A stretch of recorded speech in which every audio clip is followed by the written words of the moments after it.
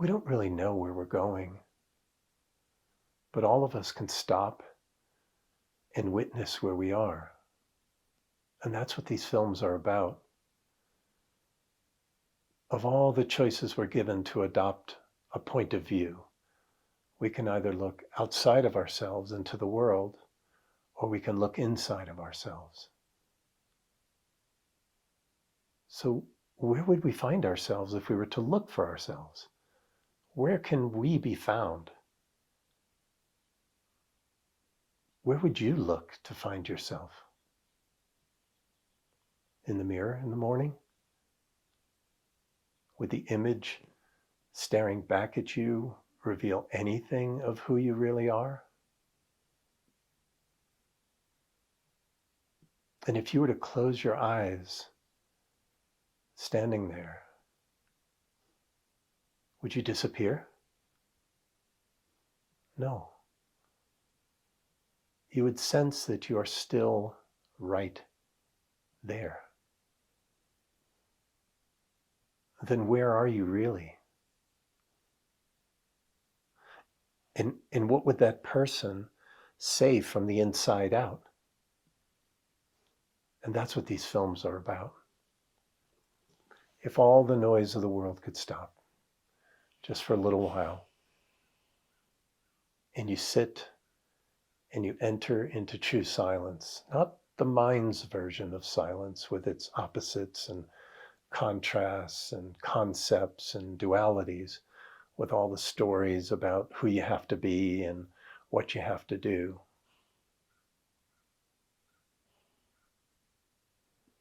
What if you were granted a time and a place to allow all of those things to come and go? And you just sit for a bit in spacious awareness of this loving and all-inclusive silence of what you are. This natural silence of the heart. And you just allow yourself to be spoken. What would you say from this place? Who would you be from this place? And this is the invitation I offer in Soul Portraits. Internally generated truth of who you are.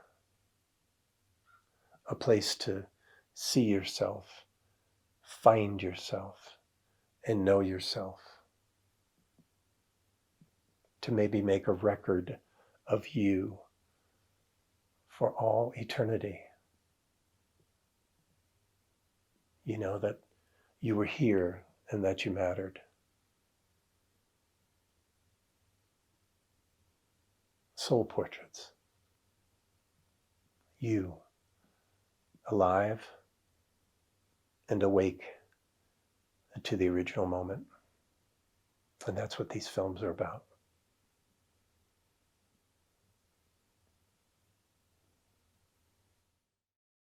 This is what we need the world to do. To sit and see each other. It's pretty amazing. And hard, right? And vulnerable and raw and beautiful.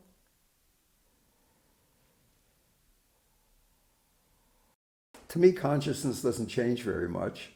I'm slightly more forgetful, but that's more than overcome by wisdom. And, I know Ram Dass wrote books about conscious aging, and that's a big thing, and the baby boom generation is getting older. Consciousness is ageless. And as I get older, I just identify less and less and less with the changes in my body, with physical pain. Physical pain is just physical pain. Here's a quote that I don't tell too many people. Suffering is only suffering, right? Yeah, when somebody's dying, I don't come to them to say, hey, suffering is only suffering.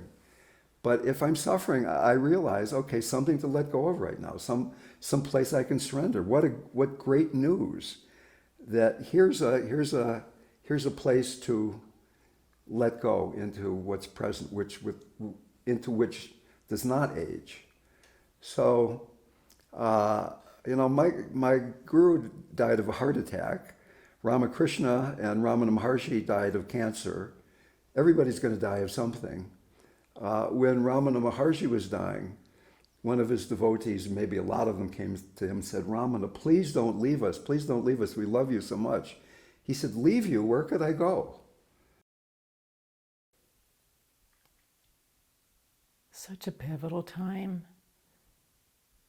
for us when we were here, for Bobby and I.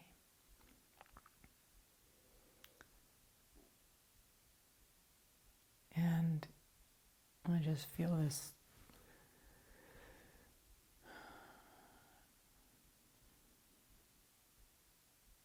flow through my heart of such emotion, being back.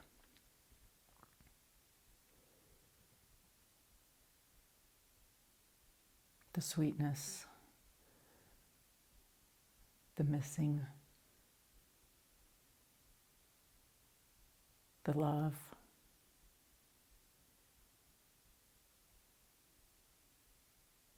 the connection.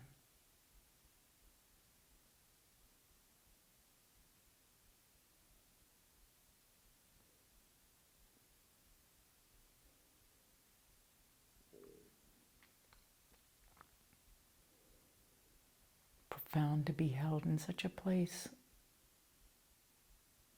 with such people in a time of such need.